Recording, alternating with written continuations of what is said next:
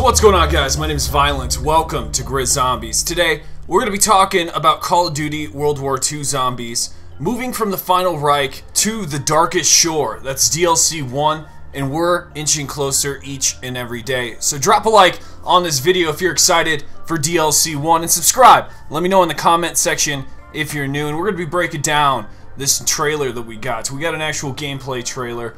So hit me up over on Twitter at GrizzViolent. It's the best place to keep talking zombies after the video. But I got a lot that we're going to talk about. But the first thing that I think is on everybody's mind is the guy at the beginning that's getting tortured and ripped open. Is that Klaus Fischer? That's Marie's brother. That's who we were trying to save. The last we saw of Klaus, he was in the village square. He walked up to the fire trap. It ignited. He blew up inside of it and said, "Do not let the Emperor return."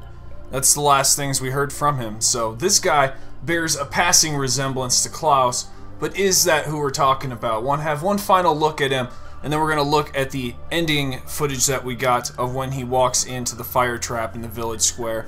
That's our man in DLC 1. This is our man in the Final Reich. What do you guys think? Now, they do look very similar, and it doesn't make sense that Klaus is dying over and over again, but he somewhat has this red pulse around him, which we know is like Geistkraft energy.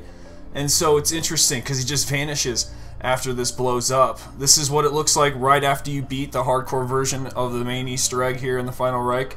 So that is genuine proof that it might not actually be Klaus. I don't think it is. I think Klaus is serving a greater purpose. So this man might in fact just be some sort of dummy character, or character that gets killed off at the beginning just to show a torture scene as to how brutal it is in the North Sea, because that's where we're heading, is the North Sea, guys. This is northern Germany, right above Germany in an island, Heligoland. We know that Bombies will be returning as well as Wustling Zombies, but there is one new creature that's coming that is some sort of new zombie type. It has retractable 4 arms, so there's 2 arms in its back that can come out. It has claws, as you can see. This is a very interesting zombie type that comes out of the fog. I believe it is summoned when the fog rolls in.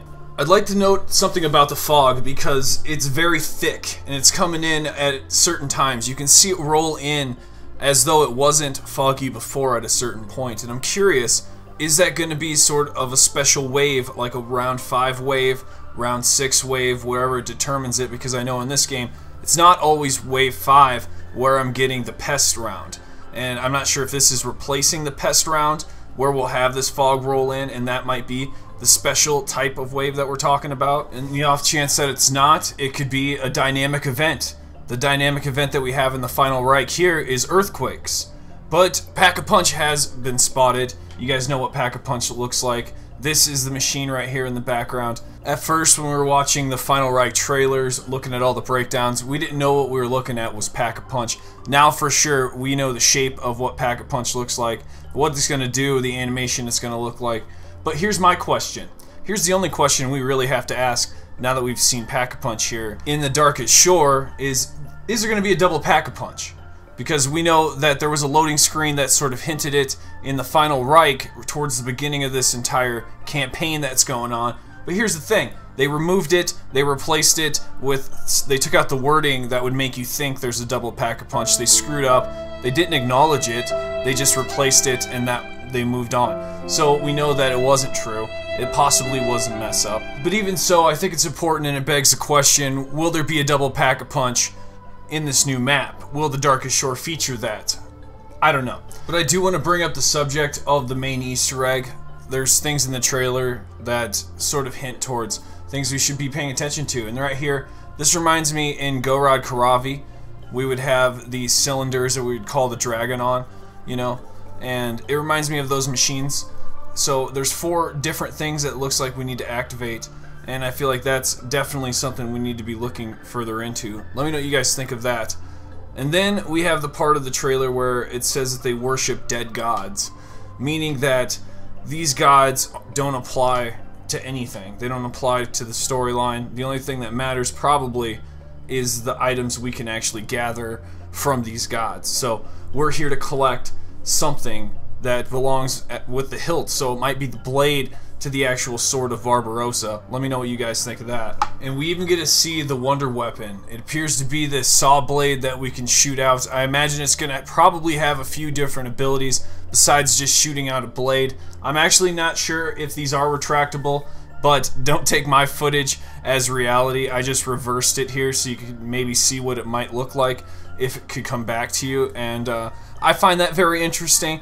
It's just Tesla energy. You can see the Tesla energy. It's electrocuting the blades and around the entirety of the weapon. This could be Geistkraft energy too, I'm not sure, but either way, it's dealing with the energy involved in World War II, and I believe that is Tesla fueled.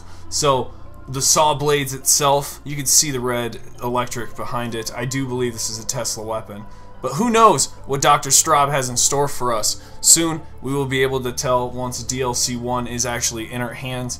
January 30th, first on PS4, and I'm very excited for that. And this is a make or break for me, guys. I really want to give this a fair chance, but I haven't bought the Season Pass. I'm going to buy this as a separate download. And my reasoning behind that deals with the patch notes and how I haven't seen any improvements towards additions to the game that would cause me to want to buy it. I need incentives, and they're just not there. But one thing that I feel we should get our hands on and talk about, because the trailer did involve some juicy stuff, and I think the fog rolling in particular can be hinted right here in this footage. You can see how it rolls in softly like this. It appears that it's part of an effect, and that's why I'm saying it could be dynamic weather. Definitely could be a thing, and it seems like it lasts quite a long time for quite a duration. It's something that our characters are going to have to deal with for it sitting on the map, and I'm not sure if that's a special wave specific type of deal. The other thing that the map's going to be featuring is zombies in massive hordes, just chilling until you come upon them and spark some sounds that would trigger them to hear you or see you. I'm not sure how exactly the triggers are going to work. We can find out once we're in game.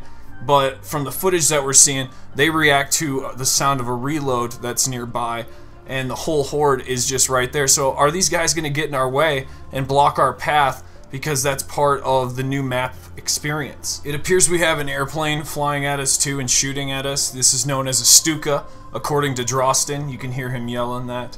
And that's a German dive bomber used for ground attacks. So it's possible that we're going to be attacked by these Stuka planes coming down, and we'll have to look out for that. It'll take out part of our health. Let me know what you think of that, as well, as maybe that's a dynamic part of the map too, but it can harm you. And who knows where this can actually shoot you from. If it's anything like a strafe run or something, dude, we can't be having that much damage coming at us, man. I'm a little worried about that, dude, because it's coming in hot, you know, and if it's anything like multiplayer, I've seen it, and it's bad, and it does tickle. But when I think of these Stuka planes, I do get worried, because what if you go pure red screen, you're running from these zombies, a big patch of fog, you know, dusts you, and then all of a sudden you like 360 spin into one of these Stuka shots coming at you and you get mowed down.